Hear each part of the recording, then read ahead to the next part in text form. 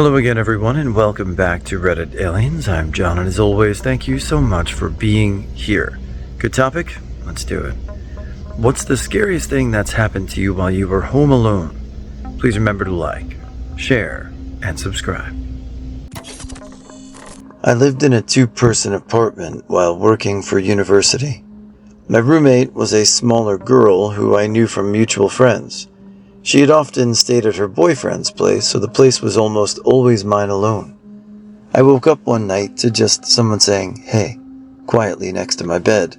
I was super confused, what with it being very dark inside and outside, as well as having woken up rather suddenly.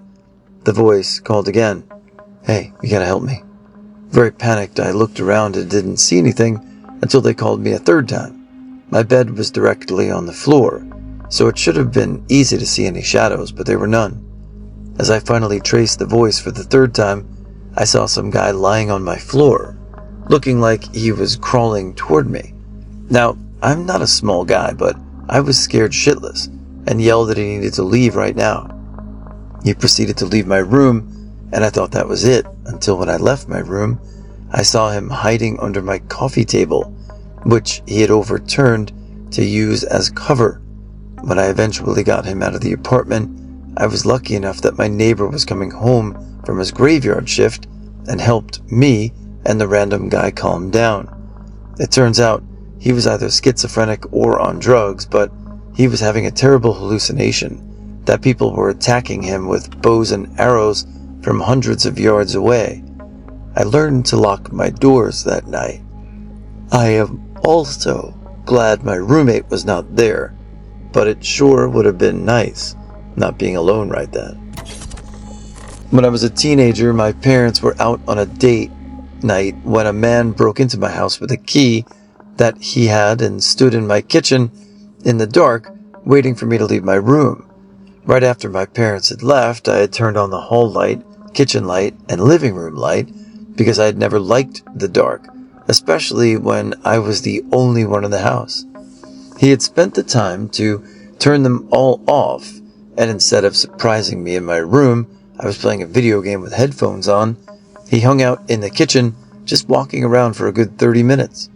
I only realized that something was wrong when I walked out of my room and saw that all the lights were off. The cats were surrounding the kitchen doorway ready to fight, and that there were footsteps coming from the kitchen. I of course called my parents, and he heard it, which made him run out the back door into the woods surrounding my community. What I've always wondered is if it were Peeping Tom that I had seen through my window, and if he had finally decided to try something when I was home alone with nothing to defend myself. My parents had taken the guns to storage only 2 days before this happened. This happened in 1981 when I was only 3 years old, and I had no idea what had happened until 20 years later. My mom told me that 20 years ago she was getting creepy phone calls. The calls started with silence and no one spoke. Then he began to say he was coming to get her and do some crude things to her. He said he knew where we lived. She said she used to just laugh at him and hang up the phone, hoping he would get bored and stop calling. Back then, if a phone call was long distance, it made a beeping sound at the beginning in Australia. Every time he called, there was the long-distance beeping except the last time. He said he was in town and was coming to get her. This was at about 7:30 at night, and Dad was away for work. There were 6 of us kids at home at the time. Mum had enough of it. She was so angry. She put us all to bed and got out the air rifle and sat there and waited. There was a knock at the door. She flung open the door and stood there with the rifle. In front of her was a man dripping wet from the rain, holding his car keys. She asked him what he wanted, and he replied, shaking, "My car is broken down. Can I use your phone?" She quickly replied, "No, now go off before I shoot you," and slammed the door. She said the guy seemed genuinely frightened, but the phone call stopped that very night. She had told the police what happened, but never saw his car, and he was hard to see, so nothing more became of it. When I was living in Thailand one night, I was in my house, and as I was walking down the stairs, I felt something crawl up onto my ankle. I looked down, I saw an 8-inch long centipede wrapped around my ankle. I tried to get rid of it by kicking it off, but as I went to go kick it off, it bit me on the inside of my ankle.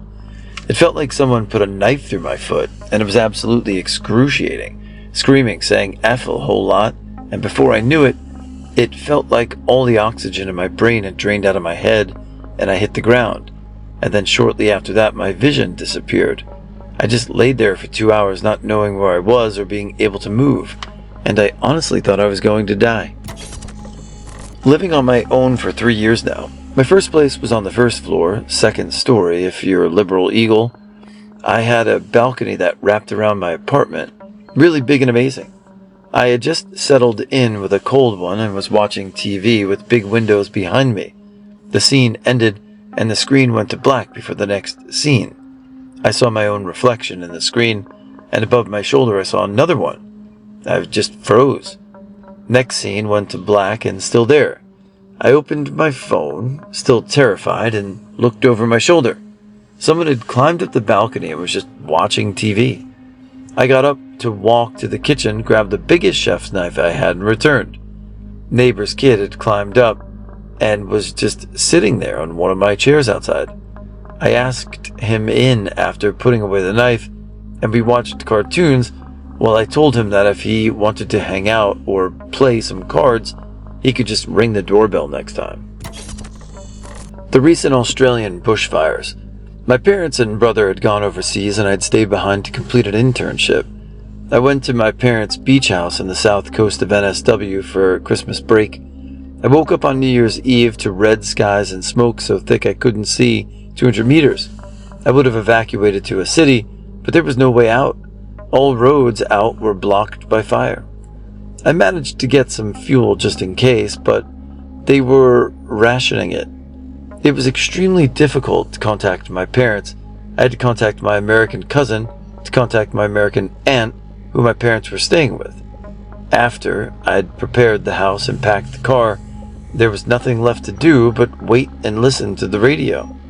The fire got within 15 kilometers of me. I evacuated 2 days later.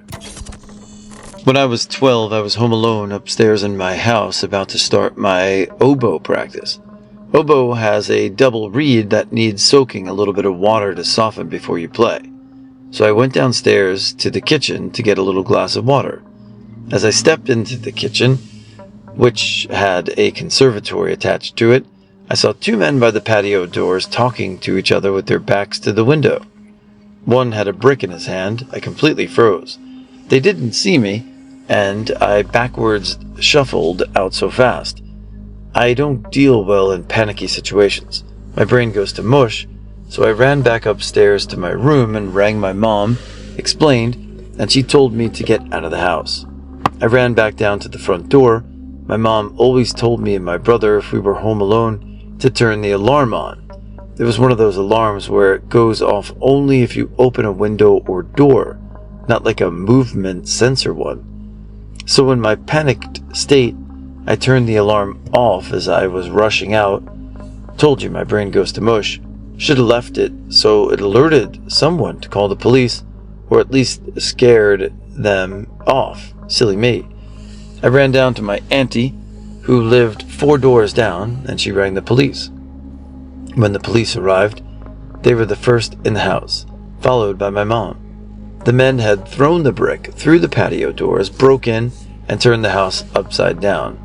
Because no alarm had been set off due to me being an idiot, it gave them extra time to search the house. Place was a tip, but nothing was taken. Police said they must have been after the car keys from my dad's company car, but the keys were on him, so they never found them. They'd even searched through my mom's, and that freaked her out even more. In a situation and moment like that, I don't think anyone would fault you for having a momentary lapse of memory or judgment by not setting the alarm. Just glad you're alright, but these stories are pretty wild. For background, I have severe anxiety disorder to the point I exhibit symptoms of other mental health disorders. With that being said, on New Year's Eve I was alone, waiting for someone to come back home. They didn't have a key with them, so I stayed up. When suddenly in my peripheral vision, I could see the weird creature that sort of looked like a humanoid lion sat on my bed, blank expression, looking straight at my wall. Now usually I can just blink and any visual hallucinations disappear because I'm aware that they're not real. This one did not go away, no matter how many times I blink or close my eyes. I eventually thought, hey, if I just look straight at it, it'll disappear. But when I went to look at it, I became convinced that if I did, it would brutally murder me. I mean, disembowelment, ripping out arteries, pulling off limbs, etc. So I then had the most prolonged panic attack of my life and started to become more paranoid than usual. Then the fireworks started. As long as I'm aware, fireworks and lightning don't scare me. That night, I couldn't distinguish between the fireworks outside and the auditory hallucinations of someone trying to break my door down.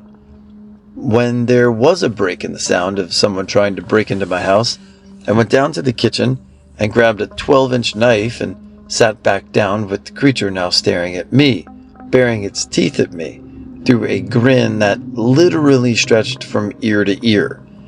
After 2 hours, I finally managed to talk myself down and return to reality. But I was terrified every minute, and it prompted me to go to many different psychologists and a psychiatrist to get a more solid diagnosis of my mental health issues. I was sitting alone in my room when I heard the noise of that front gate being fiddled with. That's a normal enough sound, as the gate could be finicky when someone tried to unlock it, so I assumed it was just my parents coming home. Then I started to realize it was taking a bit long for them to open the gate, so I went to inspect. Turns out it was actually 2 guys trying to break into our house.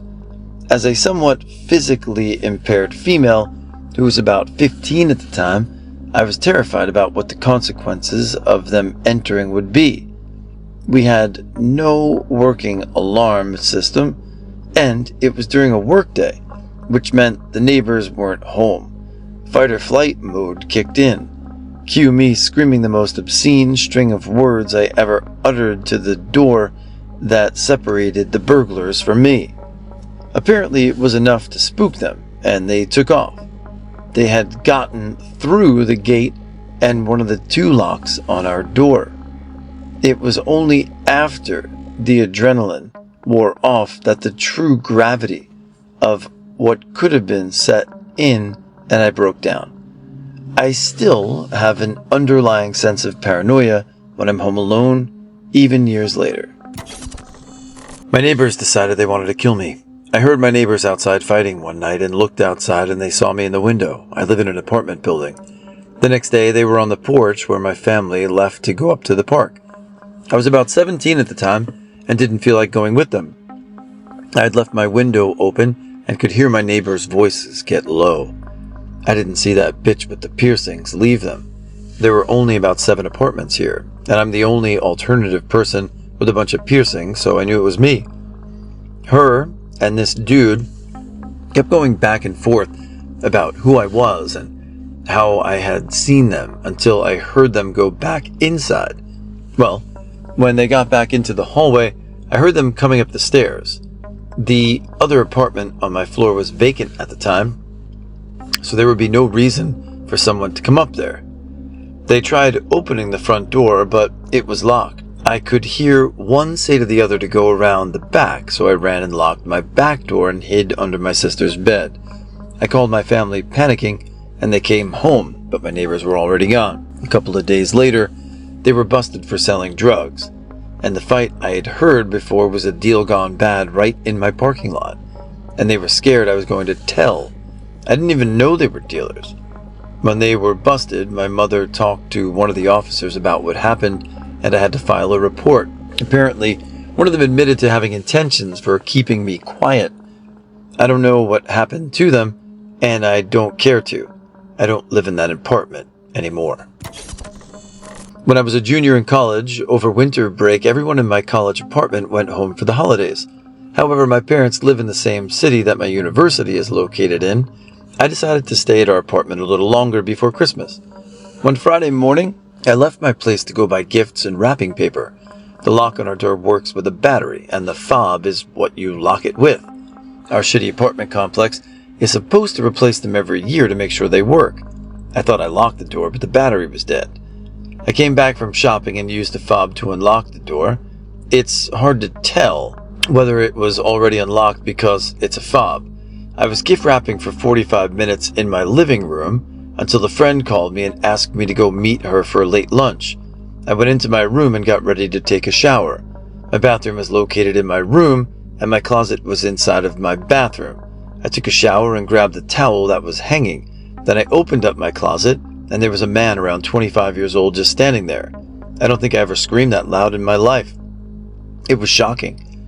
I asked him what he was doing there, and he said he thought it was his girlfriend's apartment, and that he was supposed to go one floor up above my room. I didn't believe him, so I asked him for his ID and to empty his pockets, and he actually gave it to me.